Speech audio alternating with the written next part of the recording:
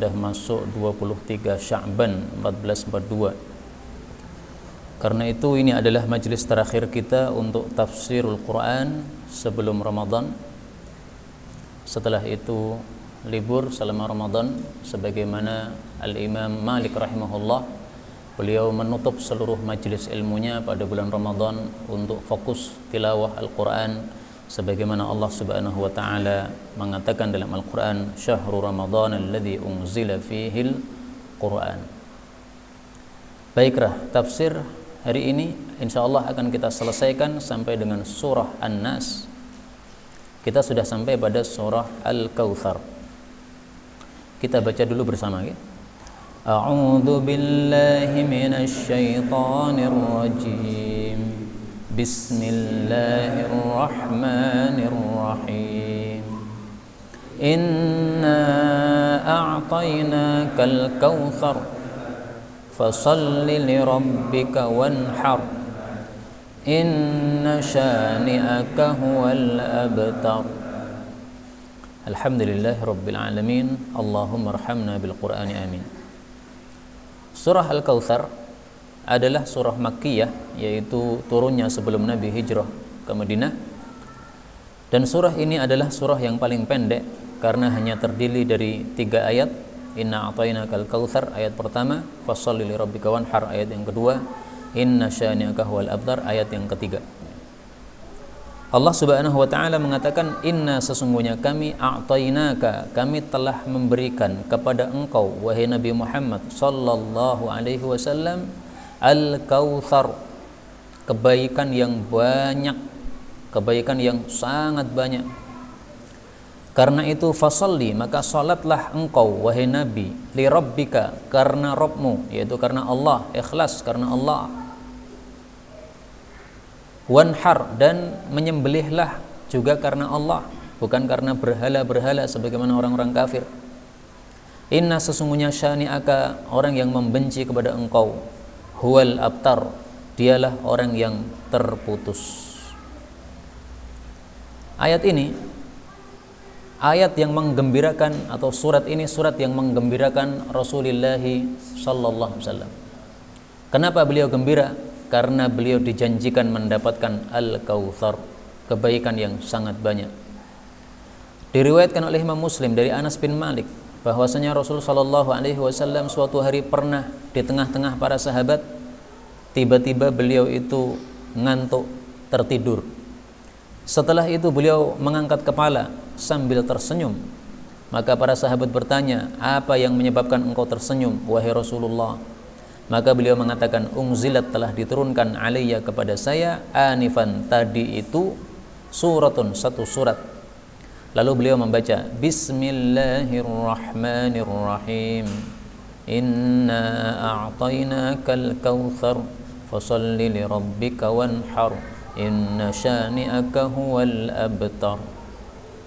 Dan dari sini kita ketahui bahwa Bismillahirrahmanirrahim adalah termasuk Al-Quran.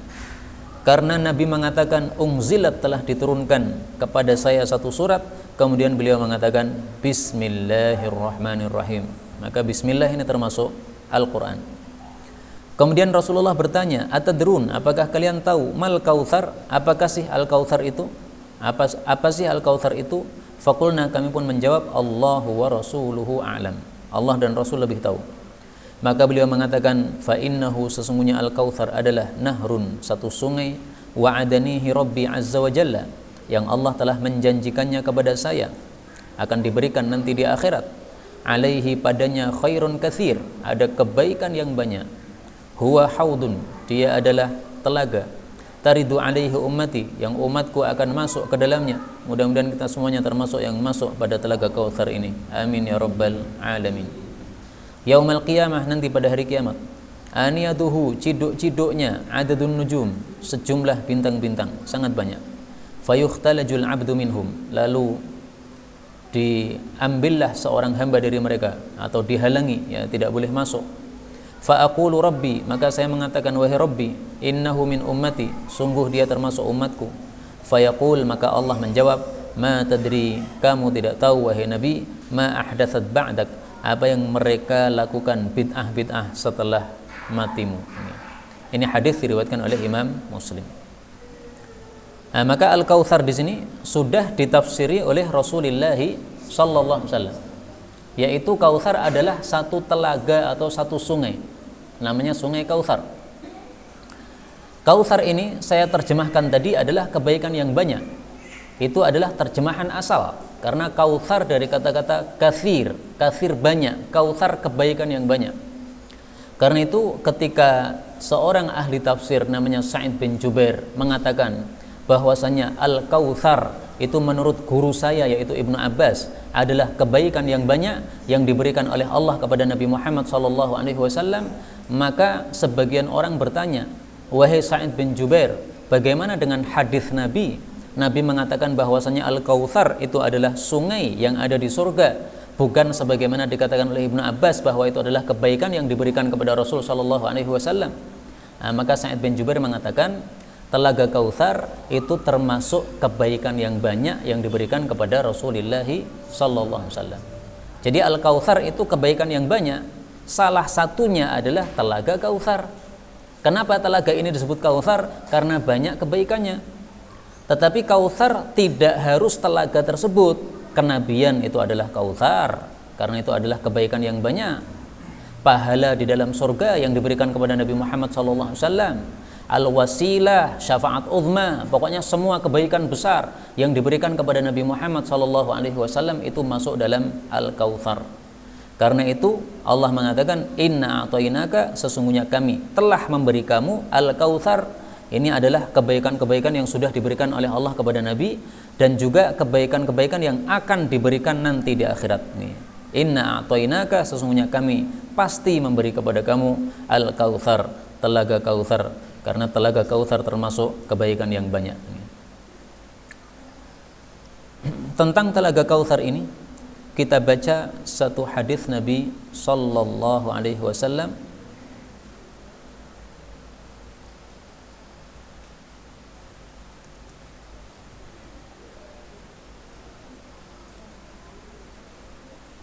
Beliau mengatakan Al-Kautsaru nahrun fil jannah. Kautsar itu adalah satu sungai di dalam jannah. Hafatahu min dhahab. Kedua tepinya dari emas. Wa majrahu 'ala ad-durri wal yaqut. Sedangkan tempat mengalirnya itu pada batu-batu mulia, dur dan yakut. Ini nama-nama batu mulia. Turbatuhu atyabu rihan minal miski.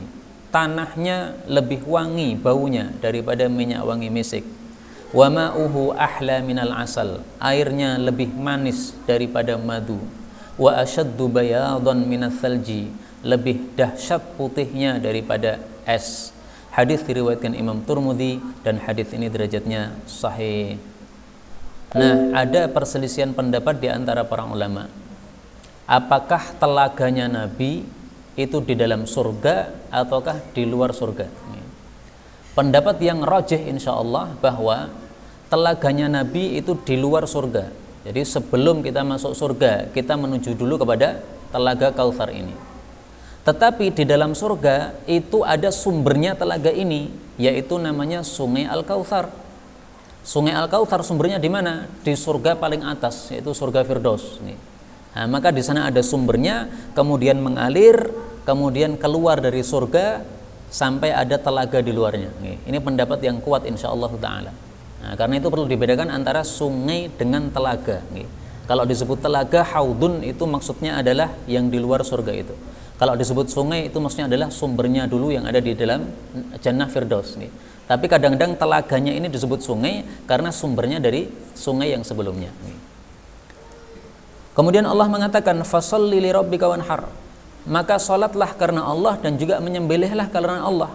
Artinya engkau sudah diberi kebaikan yang banyak, sepantasnya engkau bersyukur. Bagaimana bersyukurnya? Ibadah kepada Allah Subhanahu wa taala. Nah, maka ayat ini termasuk dalil bahwasanya cara bersyukur itu dengan melakukan apa? Ibadah. Jadi cara bersyukur itu bukan dengan makan-makan, itu bukan ibadah namanya. Makan-makan itu kan muamalah. Rasulullah Shallallahu Alaihi Wasallam pernah sholat malam dalam keadaan berdiri lama sehingga kakinya bengkak-bengkak. Beliau ditanya, ya Rasulullah, kenapa harus begini padahal sudah diampuni semua dosa? Beliau mengatakan, apakah saya tidak mau menjadi hamba yang bersyukur kepada Allah? Nah, syukur itu dengan ibadah. Kita senang mendapatkan kenikmatan, bagi-bagi makanan karena senang, ya nggak ada masalah itu. Okay? Tapi bukan berarti bahwa syukur-syukuran itu adalah tasyakuran itu makan-makan, itu nggak benar. Okay? Nggak ada dalam Islam tasyakuran makan-makan itu nggak ada. Okay? Tasyakuran bersyukur itu maksudnya adalah beribadah kepada Allah Subhanahu Wa Taala, meningkatkan ibadah kita kepada Allah Subhanahu Wa Taala. Beberapa ulama menafsirkan ayat yang kedua ini dengan sholli li rabbika, itu maksudnya adalah salat Id. Kenapa? Karena setelahnya ada wanhar, menyembelih, yaitu setelah sholat Idul Fitri, Idul Adha, kita kemudian menyembelih korban. Sebagian ulama mengartikan begitu, tapi tidak harus begitu ya. Intinya maksudnya adalah kalau sholat itu harus karena Allah, dan kalau menyembelih korban juga harus karena Allah Subhanahu wa Ta'ala, jangan karena yang lain. Maka ayat ini semakna dengan ayat yang lain, yaitu pada surah Al-An'am ayat 162. Qul, katakanlah, inna salati, sesungguhnya salatku, wa nusuki, dan menyembelihku, wa mahyaya wa mamati, hidup dan matiku, lillahi rabbil alamin, untuk Allah, Rabb seluruh alam. Allah mengatakan inna syani'aka huwal abtar, orang yang membencimu dialah yang terputus. Siapa yang dimaksud syani'? Orang yang membenci Nabi. Yang dimaksud adalah seorang tokoh kafir namanya As bin Wa'il. Kenapa dia dikatakan oleh Allah huwal abtar, dialah yang terputus? Karena As bin Wa'il ini mengejek Nabi Muhammad SAW. Muhammad ini anak-anaknya cewek semua, yang laki-laki pada mati semua. Beliau punya anak namanya Qasim, mati ketika kecil. Punya anak namanya Abdullah, mati ketika kecil. Punya anak namanya Tahir, mati lagi ketika kecil. Punya anak namanya Ibrahim, mati lagi ketika kecil. Semua anak cowoknya mati, yang tersisa yang cewek-cewek, Zainab, Ruqayyah, Ummu Kulthum, Fatimah. Nah, maka oleh As bin Wa'il ini dia ejek, ini Muhammad nggak punya keturunan yang laki-laki. Di kalangan Arab, kalau ada orang tidak punya keturunan laki-laki atau anak laki-lakinya sudah pada mati, itu dianggap ini orang abtar, orang yang terputus. Kenapa? Setelah anak-anaknya mati, maka orang ini nanti kalau mati sudah tidak ada yang nyebut lagi namanya. Sudah tidak ada yang menyebut lagi nama tersebut, udah hilang namanya. Kenapa? Karena anak-anaknya laki-laki sudah mati semuanya. Karena nasab itu kan bin itu kan semuanya kepada laki-laki, nggak ada bin kepada perempuan, nggak ada, kecuali jarang. Nah, rata-rata binnya itu adalah kepada laki-laki. Nah, maka oleh Allah dikatakan sebagai jawaban terhadap perkataan dia, sesungguhnya orang yang membenci kamu, yaitu As bin Wa'il, huwal abtar, dialah yang terputus, yaitu kalau dia mati sudah tidak ada lagi yang menyebut dia. Ternyata benar, setelah As bin Wa'il mati sudah nggak ada lagi yang menyebut dia. Kalau disebut seperti sekarang saya menyebut dia, itu menyebut keburukannya, bukan menyebut kebaikannya. Adapun Nabi Muhammad SAW sampai hari kiamat, semua orang umat Islam pasti menyebut dengan lidah mereka. Kita salat mengucapkan asyhadu an la ilaha illallah, asyhadu anna Muhammadan Rasulullah. Muadzin adzan, asyhadu an la ilaha illallah, asyhadu anna Muhammadan Rasulullah. Kita habis wudu kemudian berdoa, asyhadu an la ilaha illallah wa asyhadu anna Muhammadan Rasul abduhu wa rasuluh. Nah, maka Rasulullah SAW tidak mungkin beliau itu orang yang jasanya sangat besar, kemudian setelah beliau mati tidak ada yang menyebut, nggak mungkin. Rasulullah SAW bahkan setiap saat itu ada yang menyebutnya, karena konon azan yang ada di atas muka bumi ini selalu berpindah dari negara timur kemudian maju lagi ke baratnya, terus mubeng terus seluruh bumi ini. Bagi yang mengatakan bumi bulat, nah, maka ini azan selalu terus ada terus. Kenapa? Karena bergantian waktunya.